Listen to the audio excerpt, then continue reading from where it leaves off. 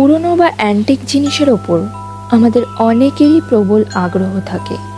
পৃথিবীতে কত কিছু অদ্ভুত জিনিস ঘটে গেছে, ঘটছে বা ঘটবে, তার কোনোটারই ধারণা আমাদের নেই। যেটা ঘটেছে সেটা তো হয়েই চলেছে, কিন্তু যেটা ঘটে গেছে অর্থাৎ যার সৃষ্টি হয়েছিল তার ধ্বংসও হয়েছে, কিন্তু তার অস্তিত্ব বা তার শক্তি কোনো দিনও ধ্বংস হয় না। এই বিশ্ব ব্রহ্মাণ্ডে, এই পৃথিবীতে প্রতিটা জিনিস এনার্জি বা শক্তির উপর ভিত্তি করে তৈরি হয়, যেই শক্তির কখনো ধ্বংস হয় না। ধ্বংস হয় আমাদের ভৌতিক দশার, আর থেকে যায় অধ্যাত্ম দশা। আজকে আমি আপনাদের সেই সম্পর্কে একটা সত্যি ঘটনা বলবো। ঘটনা জানতে ভিডিও শেষ পর্যন্ত শুনুন। ঘটনাটা আসামের গৌহাটির নীলাচল পাহাড়ের অবস্থিত একটি ছোট্ট পরিবারের। এখানে আমাদের পবিত্র কামাখ্যা মন্দিরও অবস্থিত। 2003 সালের ঘটনাটা। পরিবারের 6 জন সদস্য, বংশসূত্রে তারা পারস্পরিক ব্রাহ্মণ, অর্থাৎ পূজা অর্চনা করে তাদের 14 পুরুষ ধরে। সর্বশেষ যে পুত্র সন্তান তাদের জন্ম নিয়েছিল, সন্তান বড় হলে পরিবার বুঝতে পারে সে সেই পরিবারের 14 পুরুষের মতো আধ্যাত্মিক নয়। বলা যায় সে এক প্রকার নাস্তিক ছিলেন। তাদের বাড়িতে বহুকাল পুরনো এক তালাবন্ধ ঘর ছিল। প্রায় 70 থেকে 80 বছর ধরে ওই ঘরটি কখনোই খোলা হয়নি। কেউ জানতেন না ওই ঘরে কি ছিল। পরিবারের সব থেকে বৃদ্ধ সদস্য যিনি ছিলেন, একমাত্র তিনিই জানতেন, কিন্তু সেই ঘটনা কাউকে তিনি কখনোই বলেননি। 2003 সাল। পরিবারের শেষ সন্তান কোনো কারণবশত সে কোনো বাধাকে না মেনে এত দিনের পুরনো নিয়ম রীতিকে তুচ্ছ করে কাউকে না জানিয়ে সেই ঘরটি খোলেন। ঘরটির মধ্যে এক রাশ অন্ধকার ছেয়েছিল। এতদিনের পুরনো ঘর যেমন হতে পারে। পুরো ঘরের না কোনো আসবাব, না কোনো জিনিসপত্র। হলঘর যেরকম হয় শুধুমাত্র তেমন একটা ঘর, এবং ঘরের মাঝখানে অদ্ভুতভাবে মেঝের মধ্যে ত্রিভুজ আকৃতির লাল রঙের একটি দাগ কাটা, এবং তার মধ্যে একটা জং ধরা পুরনো বাক্স। বাক্সটা ছিল টিনের।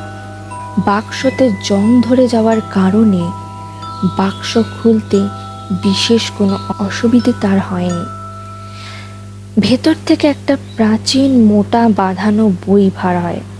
বাক্সটি খুলে ফেলার পর বাক্সের ভেতর থেকে অতি প্রাচীন একটা মোটা বাঁধানো বই বার হয়। বইটি বার করার সাথে সাথে তার পরিবারের একজনের মৃত্যু ঘটে। সেই মুহূর্তেই সে সেই বইটিকে রেখে দিয়ে সেদিকে ছুটে যায়। সেদিন সেটা আর তার দেখা হয়নি। বেশ কিছুদিন পর আবার সে সেখানে যায় এবং বইটি খোলেন এবং বইটিকে নিয়ে আসেন নিজের ঘরে। বইটিতে ধরার সাথে সাথে চারিদিকে নেগেটিভিটি কাজ করতে থাকে। শুরু হয় এক অদ্ভুত রকমের পরিবেশ। ঠান্ডা হতে শুরু করে তার ঘর। সে বুঝতে পারে তার সাথে অদ্ভুত কিছু হচ্ছে। সে বইটি পড়ার জন্য উদ্যোগ নেয়। ঠিক সেই সময় তখনই তার পরিবারের আরেকজন মারা যান, এবং সেটি তার নিজেরই বাবা। তার সব থেকে বড় যেই দাদু ছিলেন, তিনি কোনো ইঙ্গিত বুঝতে পেরেছিলেন। সে ছেলেটিকে সেই মুহূর্তেই জিজ্ঞাসা করেছিলেন বইটির ব্যাপারে। ছেলেটি সব তার দাদুকে খুলে বলেন, এবং তার দাদু তাকে বলেন এই বইটি তাদেরই বংশের এক পূর্বপুরুষের তৈরি করা। তিনি ব্রাহ্মণ ছিলেন ঠিকই, কিন্তু পাশাপাশি তিনি কালা জাদুরও চর্চা করতেন এবং অনেক জিন আত্মাকে বন্দি করে রেখেছিলেন এই বইটির মধ্যে নিজের কার্যসিদ্ধির জন্য। কিন্তু যখন কিছু অনিয়মবশত প্রেতাত্মারা মুক্তি পেয়ে যায়, তখনই তাদের পরিবারে অভিশাপ নেমে আসে। সেই প্রেতাত্মারা পরিবারের সবাইকে একে একে ধ্বংস করতে থাকেন। তখন এই বইটিকে একটা বাক্সর মধ্যে বন্দি করে রেখে বাঁধিয়ে দেওয়া হয়েছিল এবং এতদিন ধরে সেটি খোলা পর্যন্ত হয়নি। বইটির অস্তিত্ব প্রায় ধ্বংসই হয়ে গিয়েছিল। প্রতি 100 বছরে কিছু শক্তি ধ্বংস হয় এবং কিছু শক্তি সৃষ্টি হয়, কিন্তু শতবর্ষ সম্পূর্ণ হওয়ার আগেই ছেলেটি আবার সেই অশুভ শক্তিকে জাগিয়ে তুলেছিলেন, যার জন্য সেই প্রেতাত্মারা পরিবারের একে একে ধ্বংস করছিলেন।